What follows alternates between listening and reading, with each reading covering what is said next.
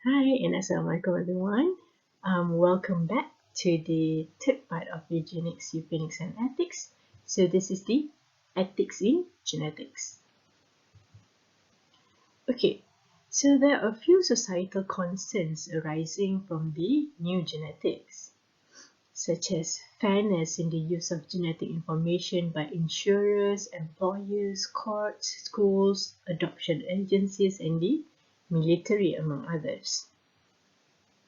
So who should have access to personal genetic information and how will it be used? And how about the privacy and confidentiality of genetic information? Who owns and controls genetic information? For example, the case for confidentiality and Huntington's disease. Suppose there is a known history of Huntington's in your family, but you don't want to know whether you personally carry a mutation for Huntington's. However, your son wants to know. He gets tested and discovers that he has a mutation for Huntington's. So this almost guarantees that you also carry such a mutation, because how else will he get it if not from you, right? So now we have discovered personal information about you without your consent. So how should we deal with this? Should we put restrictions on who your son revealed this information to?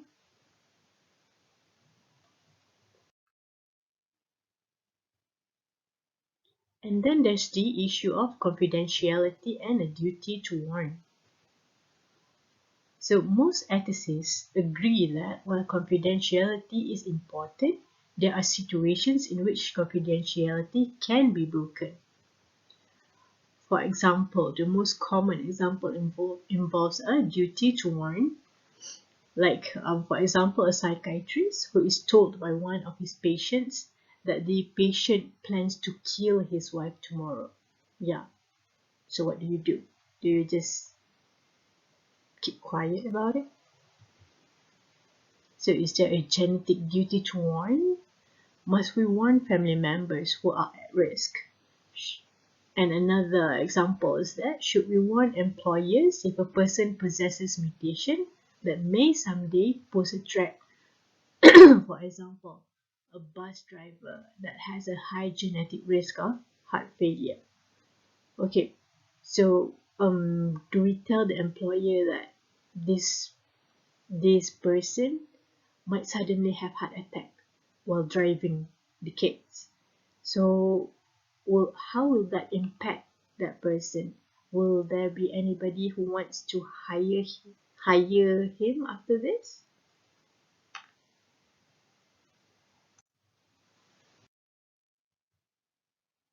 And then there's also the psychological impact and stigmatization due to the individual's genetic differences. So how does personal genetic information affect an individual and society's perceptions of that individual? And how does genomic information affect members of minority communities? Say if we know that this this community might have a tendency for violence. Do we still want to be friends with them? Yeah. So what will be the society's perception of that community or of that individual if we know something about them that is um horrified? That is something that is not new and not a norm to the society. We want to still be friends with them, right? For example, there's this article on genetic background of extreme violent behavior, where this is in Finnish, in Finland. So they discovered that at least 10 committed homicides, attempted homicides, or batteries involve the MAOA, this one, monoamide oxidase A, low activity genotype contributing to low dopamine turnover rate, as well as CDH13 gene, coding for neuronal membrane adhesion protein.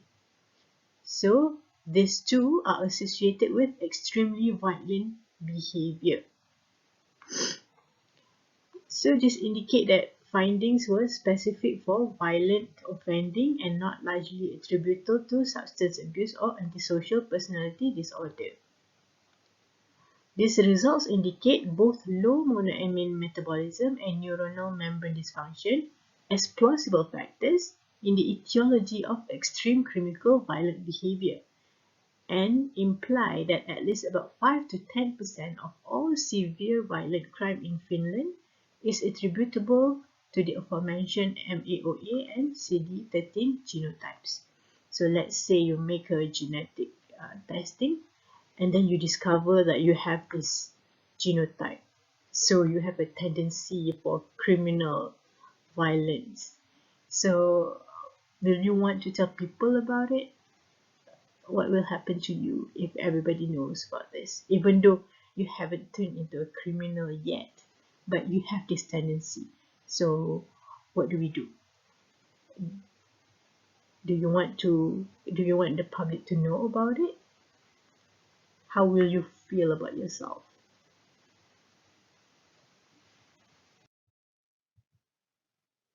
And then there's also the reproductive issues, which include adequate informed consent for complex and potentially controversial procedures, use of genetic information in reproductive decision-making, and reproductive rights.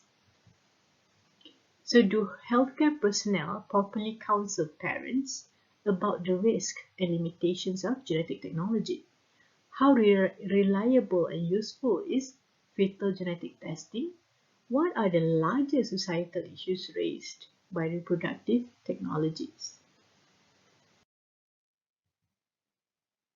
And then there is also clinical issues, including the education of doctors and other health service providers, patients, and the general public in genetic capabilities, scientific limitations, and social risk, and implementation of standards and quality control measures in testing procedures.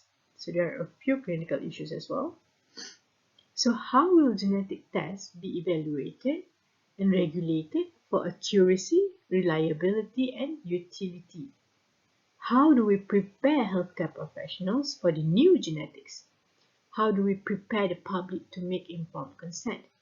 How do we as a society balance current scientific knowledge and social risk with long-term benefits? Right? So these are all the questions arising. There's also uncertainties associated with gene tests. For susceptibilities and complex conditions such as heart disease linked to multiple genes and gene-environment interactions. Yes, sometimes you test for these genes. Say you have from your genetic test, it is found that you might have a heart disease.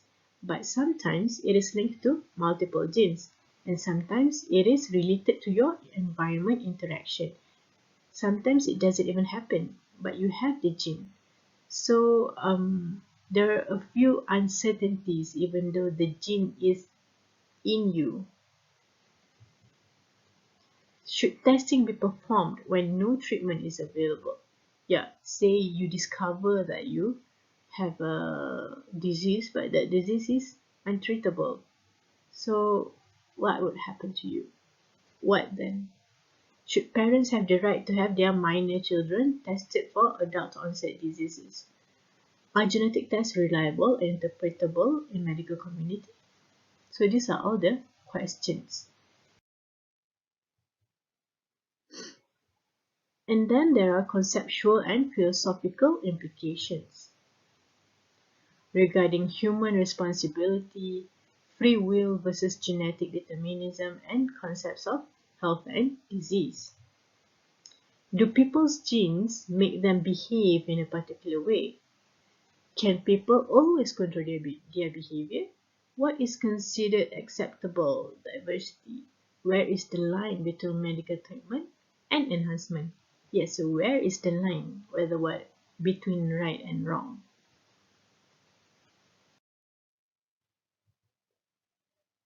And then there's also health and environmental issues especially concerning genetically modified food and microbes. Are GM foods and other products safe to humans and the environment? How will these technologies affect developing nations' dependence to the West?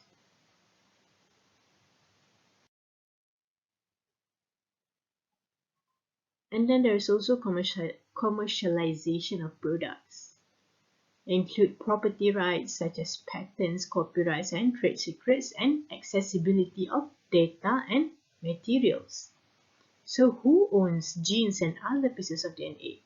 Will patenting DNA sequence limit accessibility and development in products?